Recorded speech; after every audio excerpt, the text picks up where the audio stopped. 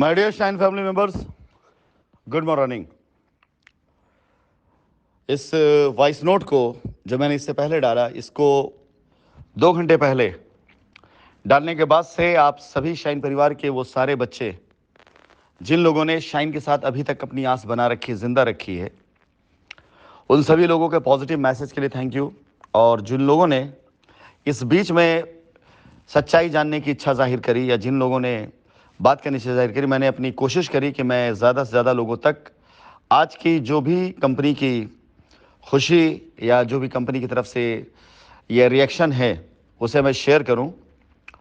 उस पर थोड़ा सा देर हो सकती है कि मैंने आपको टाइम दे रखा था, लेकिन थोड़ा सा डिले हो रहा है। लेकिन कानूनी तथ्यों पर मैं कुछ बातों को आप साथ इसलिए शेयर करना चाहता हूं कि आप मेरा परिवार का हिस्सा हैं।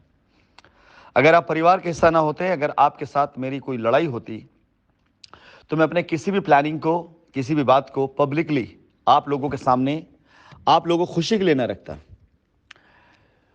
मैं आप सभी लोगों से ज़्यादा बातें ना करते हुए कुछ खास ऐसे पॉइंट से बात करना चाहूँगा, जिन पॉइंट्स पर आने के बाद मैं चाहूँगा कि आप लोग सिर्फ अपने नज़रिए को, अपने सोच को बदलते हुए, अपने सब्र को जो अब तक आपने किया हुआ, बहुत लंबा अब नहीं करना पड़ेगा, उसे ताकत देते हुए ऐसी ताकतों को कम से कम आईना दिखाना शुरू करें जिन्होंने आपकी आशाओं और आपकी उम्मीदों को, जो कि रियल डायरेक्शन में थी, उसे एक गलत डायरेक्शन दे करके 3 साल तक जिन लोगों ने आपको अफवाहों पर इस हद तक परेशान कर दिया कि आप सभी लोग कंपनी के बारे में गलत सोचने लगे।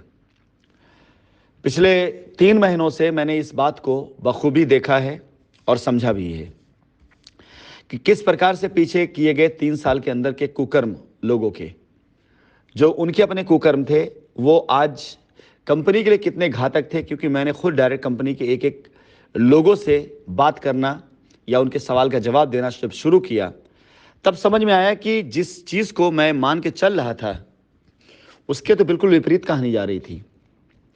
अगर मैंने लड़ाई ना लड़ी होती, अगर मैंने आप लोगों के सामने आ करके एक एक चीज़ पर खुद ध्यान देना ना शुरू किया होता, तो शायद मेरे ख्याल से हम ऐसे ही बदनाम होते रहते, ऐसे जलील होते रहते, और ये कंपनी जो बहुत कुछ कर सकती थी वो ख़त्म ही हो जाती। पेपर में तो उसको ख़त्म ही कर दिया गया था और हकीकत में भी इस कंपनी का वजूद मिटा दिया गया था।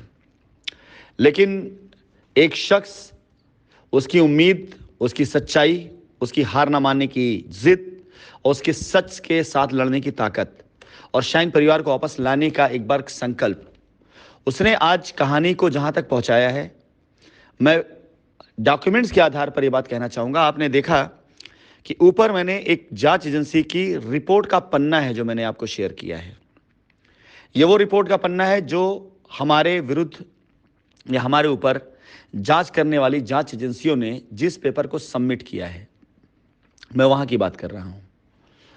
इस डॉक्यूमेंट्स के आधार पर, इस पूरे पिक्टोरियल मैसेज के आधार पर कहीं पर भी एक लाइन ऐसी नहीं खींची गई जो ये दिखाती हो कि कोई भी पैसा विदेशों में भेजा गया है। एक लाइन ये भी नहीं दिखाती है कहीं पर जो ये दिखाता हो कि पैसे गबन किया हो। मेरे पास वो पेज भी है जिस पेज के अंदर कंपनी के टोटल पैसे का हिसाब और उस हिसाब में कितना कितना पैसा कहां कहां गया है, कितना पैसा एडवांस फॉर लैंड है, कितना पैसा कमीशन में गया है, कितना पैसा एक्सपेंसेस में गया है, एक एक पाई पाई का हिसाब जिस पेपर में जांच एजेंसियों के द्वारा सबमिट किया गया है, वो पेज और वो हिसाब भी मेरे पास में है। जिसके आधार पर मुझे सबसे पहले इस बात को आपको बताने में हर्ष भी है, खुशी भी है। मुकदमे में भी जो भी होगा, जिरह में, बहस में जो भी बातें आएंगी, लेकिन एटलीस्ट अगर आरोप लगाया गया था 60,000 करोड़ का, तो जांच एजेंसियों के पेपर में, दस्तावेज में वो आरोप खारिज होता है। किसी भी हाल में 60,000 करोड़ का कोई हिसाब कहीं पे भी नहीं है। अगर आरोप लगाया गया साउथ अफ्रीका, दुबई, लंदन के लिए, तो जांच एजेंसियों के द्वारा सबमिट किए गए पेपर में कहीं पर भी किसी भी विदेशी ट्रांजैक्शन का कोई भी एक प्रूफ या कोई भी एक ऐसा हवाला नहीं मिला है जिसमें यह साबित हुआ कि कोई पैसा विदेश गया है। अब आ जाती है बारी, ये दो सबसे बड़ा आरोप थे हमारे ऊपर, जो माननीय न्यायालय के अंदर जिरह में आए थे कि पैसा बाहर चला गया है, पैसा विदेश चला गया है, गबन कर लिया गया है, 60,000 करोड़ का घोटाला है, जिसके आधार पर सारे एक्शन और सारे रिएक्शंस थे इससे पहले के। जाहिर सी बात है, अगर ये तथ्य, ये आरोप ही नहीं टिकते तो पूरे के पूरे मुकदमे की नौयत ही चेंज होती है। अगर ये मामला 60,000 करोड़ रुपए की वजह से, पैसे को विदेश भेजने की वजह से और बहुत से ऐसे आरोपों की वजह से ये मामला अगर क्रिमिनल गया था, तो जब सारा का सारा पैसा वहीं मिल रहा है, पैसे जमीनों मिल रहे हैं, पूरी तरीके से बताना चाहूंगा कि कहीं से भी ये मिस यूज ऑफ फंड नहीं बल्कि मिस मैनेजमेंट ऑफ फंड जैसी स्टोरी बनेगी। आज आप इस चीज को ध्यान से समझ लें, क्योंकि मैं इस पूरे कर्ता धर्ता और इस पूरे कार्य में पूरी तरीके से मैं जानता हूं कि 1 रुपया भी कंपनी का कहीं ऐसा मिसयूज नहीं किया गया जो पैसा लौट के वापस ना आ पाए।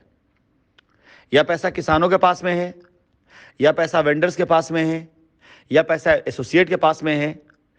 अब जिस समय तक कंपनी काम कर रही थी उस समय तक हर एक किसान मैनेज था, और हमारे प्रेसिडेंट जिन्होंने हमें ज़मीनें दिलवाई, हमारे साथी जिन्होंने हमें ज़मीनें दिलवाई, वो पूरी तरीके से कंपनी के फेवर में थे और किसान के साथ, कंपनी के साथ उनका तालमेल था। लेकिन जब कंपनी के साथ दुर्घटना घटी तो यही चीज़ मिसमैनेज हुई। हमारा पैसा जो वेंडरों के पास पड़ा हो, चाहे किसी भी तौर पे हो, गाड़ी के तौर पर हो, इलेक्ट्रॉनिक्स इलेक्ट्रिकल्स आइटम के तौर पर हो, ज्वेलरी के तौर पर हो, जब तक हम वहाँ पर थे ये सारा का सारा पैसा पूरी तरीके से सुरक्षित था।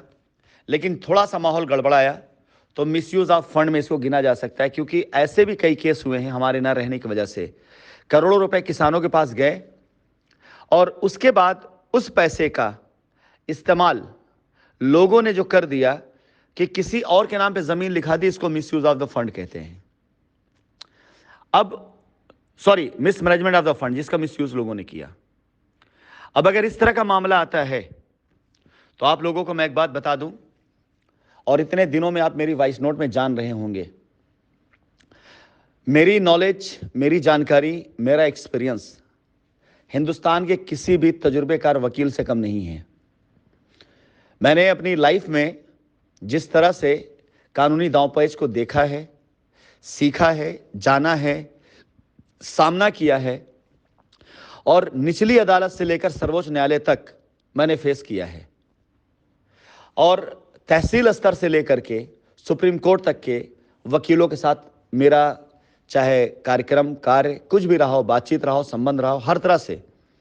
तो जाहिर सी बात है, अगर मैं अपनी किसी भी लीगल मामले के बारे में सेकेंड ओपिनियन लूँगा, लीगल ओपिनियन लूँगा, तो किसी ऐसे ही वकील से लूँगा जो इन चीज़ों का एक्सपर्ट ही हो। ऐसे किसी झोला छाप, थैला छाप लोगों से मैं कोई भी बात नहीं करने वाला हूँ जिसमें हमें सिर्फ फिल्मी डायलॉग सुनने को मिले। तो मैं आपको बताना चाहूँगा, आपसे निवेदन भी है कि इस बारे में ज़रा लोगों से बात कर लीजिएगा जो आपके अपने जानने वाले अच्छे वकील होंगे, कि ये पूरा का पूरा मामला क्रिमिनल में आता ही नहीं है। अगर पैसे का साइफन ऑफ नहीं किया गया, अगर पैसे का इस्तेमाल ऐसा नहीं किया जो रिकवरी ना होती हो, अगर कोई भी कार्य ऐसा नहीं किया गया है जो क्राइम में आता हो, यहां पर मिसयूज की जगह अगर मिसमैनेजमेंट हुआ है, वो भी जानबूझ करके नहीं हुआ है, मजबूरन करवाया गया है, तो आप सभी लोगों को बताना चाहूंगा कि ये पूरा का पूरा मामला वो क्रिमिनल में जाता ही नहीं है। कानून ये कहता है, मैं नहीं कहता हूं, सेक्शंस ये कहते हैं, धाराएं कहते हैं, प्रोविजन ये कहता है। और आज इस पूरी रिपोर्ट को पढ़ लेने के बाद, देख लेने के बाद, जान लेने के बाद कि अगर पैसा हमने विदेश नहीं भेजा है, बाहर लेके नहीं गए हैं, एक पैसे की बेईमानी हमने ऐसे नहीं की जिसका हिसाब हम ना दे पाएं। हो सकता है अकाउंट के इंटरनल ट्रांजैक्शन में कुछ ऐसे रूल्स हों जो हमसे ब्रेक हुए हों, लेकिन वो टैक्सेशन का मैटर होता है। इंटरनल ट्रांजैक्शन में हो सकता है एक कंपनी से दूसरी कंपनी में पैसा ला करके हमने ज़मीन खरीदी हो, तो इंटरनल ट्रांजैक्शन में हो सकता है कि अगर हम इंटर कंपनी ट्रांजैक्शन का जो रूल होता है अगर उसको फॉलो नहीं तो उस पर पेनाल्टी हो सकता है। वो पेनाल्टी देने के लिए हम तैयार होंगे। हो सकता है कि हमने कोई ऐसे काम किए जिसके अंदर टैक्सेशन आता हो, हम टैक्स पे करने के लिए तैयार हैं। लेकिन एक सिंगल एंट्री, सिंगल ट्रांजैक्शन भी हमने अपने जान में कोई ऐसा नहीं किया है जो इलीगल हो। ये पहले दिन से हम जानते थे, इसीलिए मैं इस लड़ाई को लड़ रहा था, इसीलिए मैं इस लड़ाई से बाहर नहीं जा रहा था। और आपकी सबसे बड़ी ताकत कि आपका सीएमडी, आपका चेयरमैन कानून का बहुत अच्छा ज्ञाता है। जितना कानून एक सीनियर लॉयर को आता है, मैं उतना कानून जानने का दावा करता हूं। हो सकता है उससे कम जानता हूं, लेकिन मैं अगर कानून का ज्ञाता ना होता, अगर मैं कानून किताबें ना पढ़ी होती, अगर मैंने ज़िंदगी में कानून को बहुत करीब से ना पढ़ा होता, तो शायद आज ये लड़ाई मैं भी डर के मारे छोड़ देता। लेकिन मैंने कानून की जो 2-3 लाइनें थी ना, उनका स्मरण अपने पूरे जीवन भर के लिए अपने रक्त में, यानी खून के उसमें धाराओं में दौड़ता है कि कानून हमेशा इस बात का ध्यान रखता है कि भले ही 100 गुनहगार छूट जाएं, लेकिन एक बेगुनाह को सजा नहीं होना चाहिए। यह कानून की सबसे बड़ी ताकत है, जो हम जैसे बेगुनाहों को इस बात की ताकत देता है कि लड़ते रहो, एक दिन जीत आपके सामने आकर के रहेगी। इससे पहले हम दुनिया भर को चिल्ला चिल्ला के कह रहे थे कि हमने कोई भी बेईमानी नहीं करी। हमारे राइट और लेफ्ट हैंड साइटों पर लोगों से कहा करते थे, कंपनी पैसा लेके भाग गई दुबई, जाओ एफआईआर कर दो। ये एक पेट डायलॉग था, एक ऐसा डायलॉग था जिसमें लोग ये कहा करते थे कि राशिद नसीम पैसा लेके भाग गए, जाओ एफआईआर कर दो। आज जो रिपोर्ट सबमिट्स हो रही हैं, उन रिपोर्ट्स में खुद ब खुद ये बात आ रही है कि कहां 60,000 करोड़ और कहां पर 1,000 करोड़। और बड़ी खुशी की बात इस बात को लेकर के है कि 60,000 करोड़ का प्रचार प्रसार तो सारी मीडिया ने खूब जोर शोर से किया, लेकिन कस्टमर की तसल्ली के लिए किसी मीडिया ने इस बात का प्रचार नहीं किया अभी तक कि यह मामला 60,000 करोड़ का नहीं बल्कि 1,000 करोड़ का था। अफ्रीका, लंदन, दुबई के बारे में तो लोगों ने प्रचार प्रसार जोर शोर से किया, छापा जोर शोर से, लेकिन 500 करोड़ से ऊपर का फंड कंपनी का किसानों के पास लैंड फॉर एडवांस है, इसके बारे में आज तक किसी ने नहीं छापा। क्योंकि अगर ये छाप दिया जाएगा तो कस्टमर को तसल्ली हो जाएगी।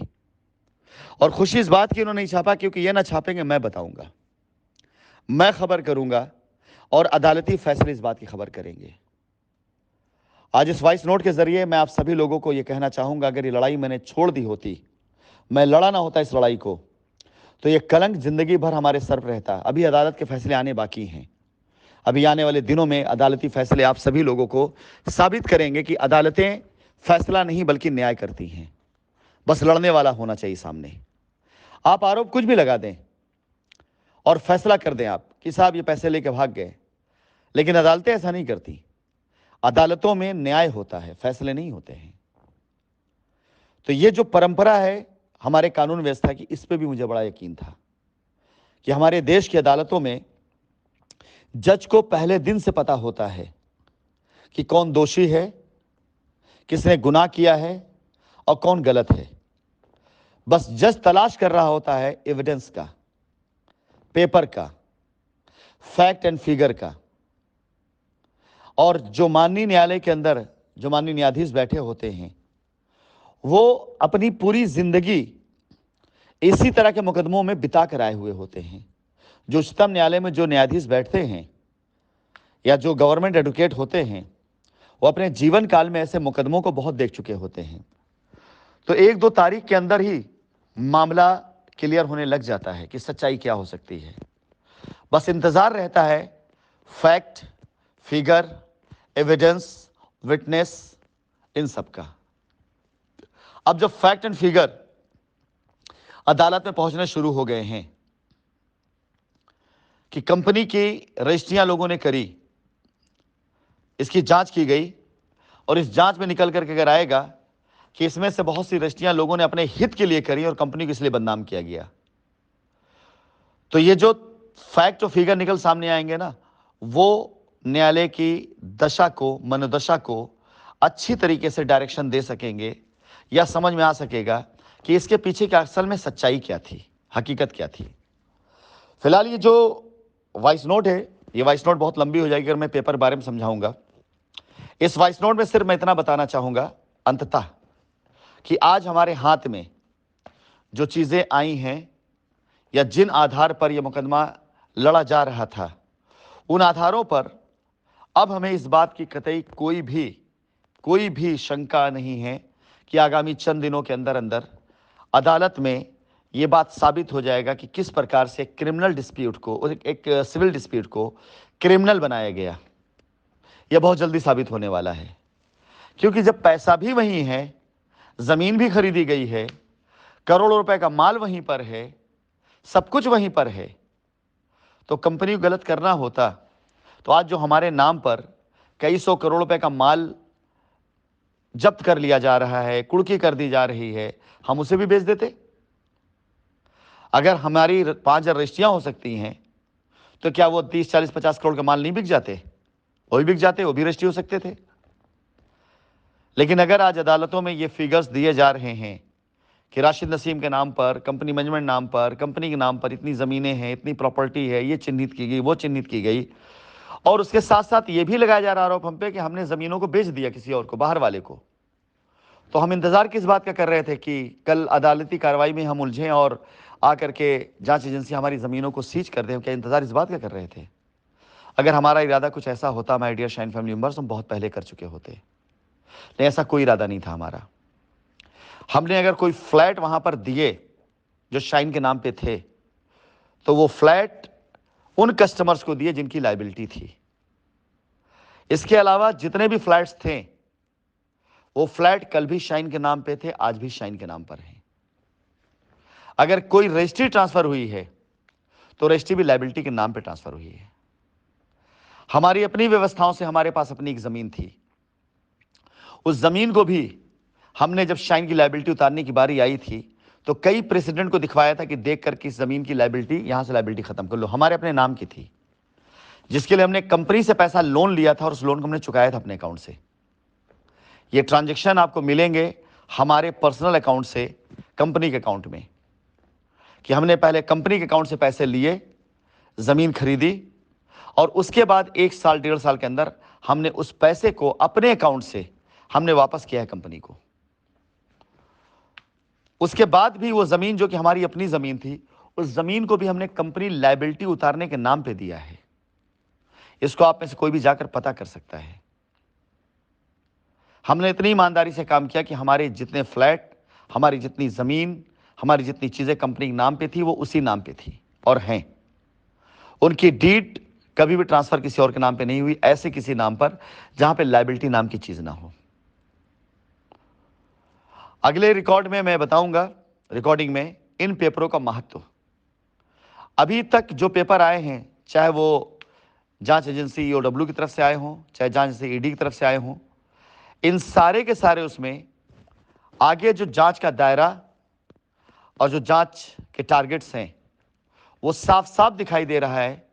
ये वो लोग हैं जिन्होंने ग्राउंड पर रह करके कंपनी के लिए प्रचार या दुष्प्रचार किया, जिन्होंने ग्राउंड पर रहकर कंपनी का पैसा हड़पा, अपने पास रखा, अपना कारोबार शुरू किया, लेकिन कंपनी को फंसा दिया। अब अगर इस जांच एजेंसियां ऐसी रिपोर्ट ला करके देती हैं जहां पर 60,000 करोड़ 1,000 करोड़ बन जाता है, जहां जांच एजेंसियां जांच ला के देती हैं कि कंपनी का पैसा बाहर नहीं गया बल्कि 3 स्टेप पर पैसा बांटा गया है, पूरे पैसे का मैक्सिमम पार्ट 3 पार्ट में है, जमीन पर, कमीशन में या कंपनी के पास। सबसे बड़ा पार्ट आपको पता है जमीन पर, उसके बाद कमीशन, और छोटा सा एक पार्ट जो बच जाता है ना, वो कंपनी को उसकी जवाबदेही है, जो कंपनी एसेट के तौर पर मौजूद है हमारे पास में। फिलहाल अगली वॉइस नोट के अंदर इस पेपर का महत्व मैं बताऊंगा कि इस पेपर का महत्व क्या है और इसमें किसको डरना चाहिए और किसको आकर के सामने जवाब देना चाहिए। क्योंकि कोई कितना भी कहीं क्यों ना भाग ले, किसी कोई कितना भी क्यों ना बचा लिए, अब तक बचा लिया हो, लेकिन अगर आपने गबन किया है या आप पास पैसे पड़े हुए हैं तो आप विश्वास जानिए, आप बचने वाले नहीं हैं। सामने आएगा, न्यायालय के अंदर लाना पड़ेगा आप सभी लोगों को।